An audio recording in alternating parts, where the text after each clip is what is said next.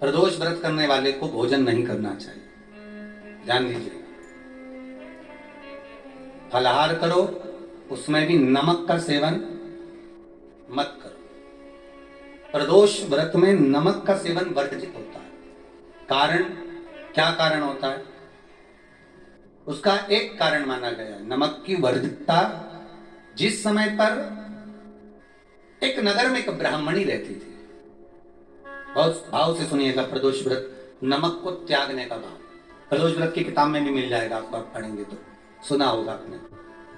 एक ब्राह्मणी रहती थी एक नगर में, उसका पति नहीं था। छोटा सा बालक एक साथ में रहता, छोटा सा बालक। अब ब्राह्मण के घर की धर्म पत्नी है। ब्राह्मण कर्मकांड करने वाला, पूजन करने वाला, पाठ करने वाला, अनुष्ठान करने वाला, पूजन करने वाला, मंत्र जाप करने वाला, भगवत भक्ति में डूबने वाला। ब्राह्मण तो चले गया, ब्राह्मणी बच्चे के साथ रह रहे। क्या कर रहे? अकेली निवास कर रही, अकेली रह रही।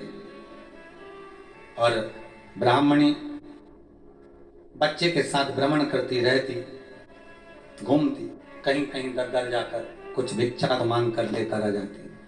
और भिक्षा लाने के बाद में उस भिक्षा को जब लेकर आती तो अपने बच्चे को भी खिलाती और स्वयं भी उसका पान करती। एक दिन ब्राह्मणी भ्रमण करते करते प्रदोष काल के समय पर शिव मंदिर में प्रवेश करी।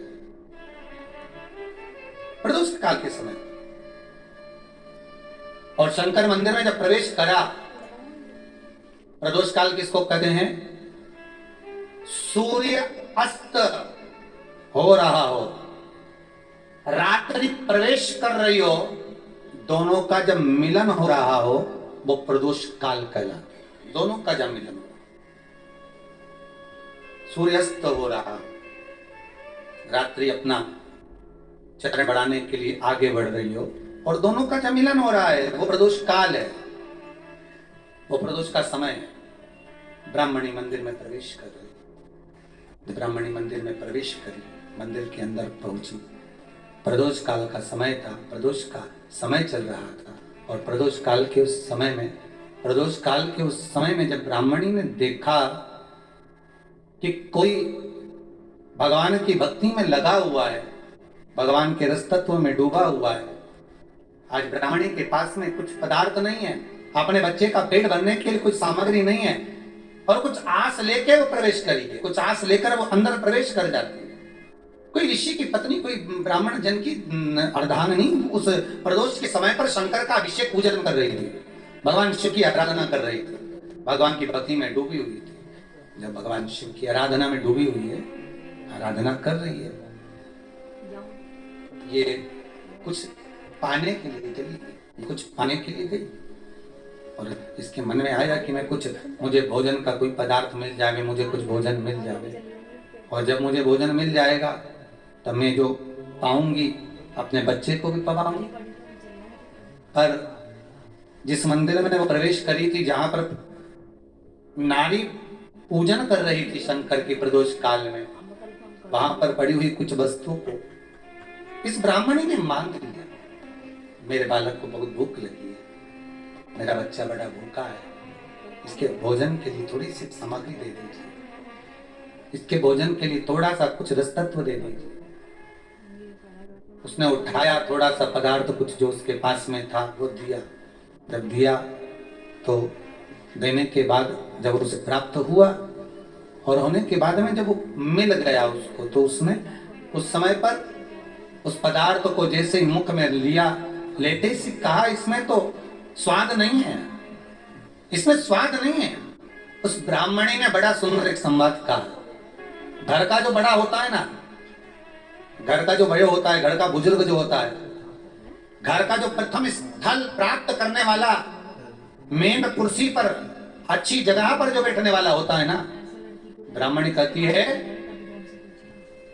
वो कभी किसी वस्तु में ऐब नहीं देखता, मिनक नहीं निकालता। समाज के अन्नकूट होते हैं, समाज के जब अन्नकूट होते हैं महाराज, समाज के जब अन्नकूट होते हैं, बड़े बड़े समाजों में जब कार्तिक महीने में अन्नकूट महोत्सव होते हैं, बहुत सारा प्रसाद बनता है। जो बुजुर्ग होते हैं ना, बड़े समझदार लोग होते हैं ना, तो अन्नकूट की जब प्रसाद खाने बैठते हैं ना, उसमें नमक नहीं भी होता ना तो नहीं बोलते कि इसमें नमक नहीं है। पर जो हमने डोनेशन दिया है, जब तुम आए थे समाज वाले तो हमने 1000 का लिफाफा दिया, 500 का लिफाफा दिया, 2000 का लिफाफा दिया और भोजन ऐसा बनवाया। एक व्यक्ति वो जो खाकर चुपचाप चले गया और एक व्यक्ति वो जिसने प्रसाद पर उंगली उठाई। इन दोनों को अन्नकूट की तारीख पे इनका नाम लिख लो और अगला अन्नकूट आए तब दोनों की दशा देखना। एक जो चुपचाप खाकर चले गया, भगवान के प्रसाद को प्रसाद मानकर, प्रभु का दर्शन मानकर लेकर चले गया, वो उन्नति की सीढ़ी पर चढ़ता चले गया। और जो मिनट निकालता रहा वो साल भर खटर पटर की जिंदगी जीता रहा।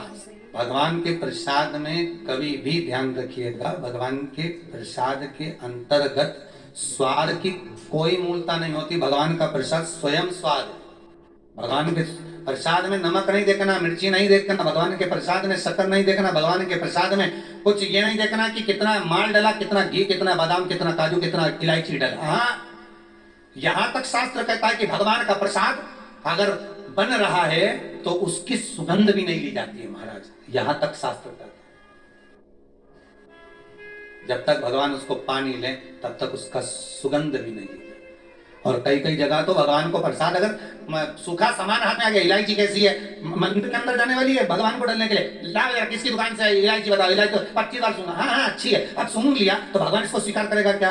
अरे जम के तो बोलो। एक फूल तुमने बगीचे से तोड़ा और सोचा इसमें पहले मैं सूंघ लेती हूँ, इसमें स्वाद है कि नहीं, इस फूल में गंध है कि नहीं, इसमें सुगंध है कि नहीं, और फूल सूंघ लिया, उसके बाद तुम भगवान को देखो, भगवान स्वीकार करेगा नहीं। कई कई घरों में तो हंडी से दाल चलाती जाए, मैं हाथ में डाल के महाराज ब्राह्मणी ने जैसी मुख में लिया थूक दिया। ये श्रेष्ठ नहीं है। जो ऋषि की पत्नी अंदर पूजन कर रही थी प्रदोष काल, उसने कह दिया आपका चेहरा बता रहा है कि आप ब्राह्मण की धर्म पत्नी, पर आज आप दर दर जाकर अगर भिक्षा मांग रही हो, दर दर जाकर अगर भीख मांग रही हो, दर दर जाकर भिक्षा को मांग रही हो, तो इसमें आपके पति का दोष नहीं है, दोष आपका है। क्योंकि आप भगवान के प्रसाद में भी जो स्वाद देखी थी ना, ये आपका एक जन्म का नहीं है, ये ना जाने कितने जन्म का है। ब्राह्मणी के मस्तिष्क में बैठ गया, ब्राह्मणी के उस वो कहा ना, वो बक्कल में नहीं अक्कल में बैठ गया कि ये स्वाद नहीं देखना। इसलिए प्रदोष व्रत के अंतर्गत ब्राह्मणी ने उस दिन से विचार कर लिया कि जैसे आप पूजन कर रही हो, जैसे आप अर्चना कर रही हो, जैसे आप आराधना कर रही हो, ऐसी आराधना, ऐसी पूजन, ऐसी भक्ति में भी करूंगी, ऐसी आराधना में भी करूंगा। अब मैं स्वाद नहीं देखूंगी। तो प्रदोष व्रत करने वाले को ध्यान रखना चाहिए कि नमक का सेवन ना करे, भोजन ना करे, फलाहार करिए, हल्काहार करिए, प्रयास करिए।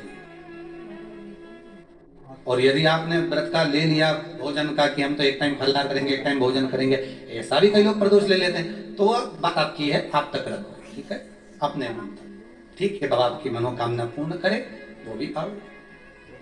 अरे भगवान को धन्यवाद दो कभी कभी कि तूने अच्छे घर में पैदा किया, अच्छा परिवार दिया, अच्छा पति दिया, अच्छी पत्नी दी, अच्छे बच्चे दिए, अच्छा कुटुंब दिया, घर दिया, दुकान दी, जमीन जायदाद दी, शरीर अच्छा दिया, हाथ पैर आंख नाक मुंह सब बढ़िया दिया, एक के भी निपटा के नहीं भेजा तूने। मान लो एक आध निपटा के भेज देता तो क्या झगड़ा करना पड़ जाते?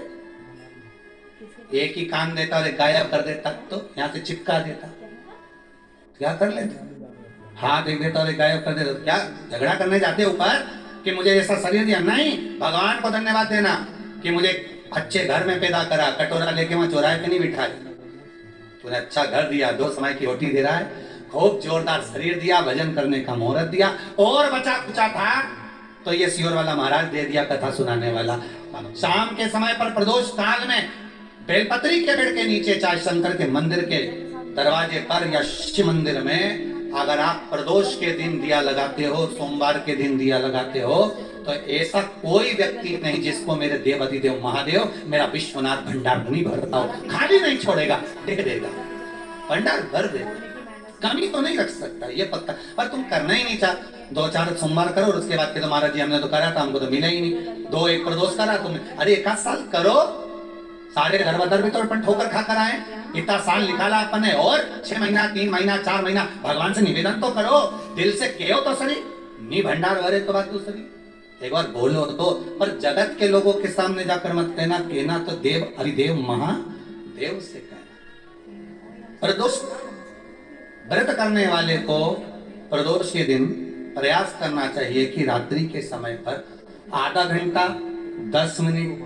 20 मिनट जागरण करे। जागरण मतलब थोड़ा भगवान का भजन करे। भले 4-5 माताएं इकट्ठी नहीं हो तो अपन अकेले कर लो, अपन अकेले कम है क्या भाई, अपन कम पड़े, आराधना अकेले भी करो, जागरण करो। जब आपकी 11 प्रदोष हो जाए, 26 प्रदोष हो जाए, तब उद्यापन करो। उद्यापन 2 ब्राह्मणों को जोड़े से बुलाओ, ब्राह्मणों को जोड़े से बुलाकर उनके चरणों की पूजन कर कर, आराधना कर कर, सुंदर मंडप तैयार कर कर भगवान का, उसमें सुंदर रंगोली डालकर मंडल बनवाकर पूजन करो शंकर भगवान के प्रदोष का। एक दिन पहले गणेश की आराधना करो, पूजन करो, और प्रदोष वाले दिन जो मंडल बनाए हैं पूजन अर्चना करने के लिए, जो स्थान दिया है उसकी आराधना करो। खीर की आहुतियां दीजिए 108 बार।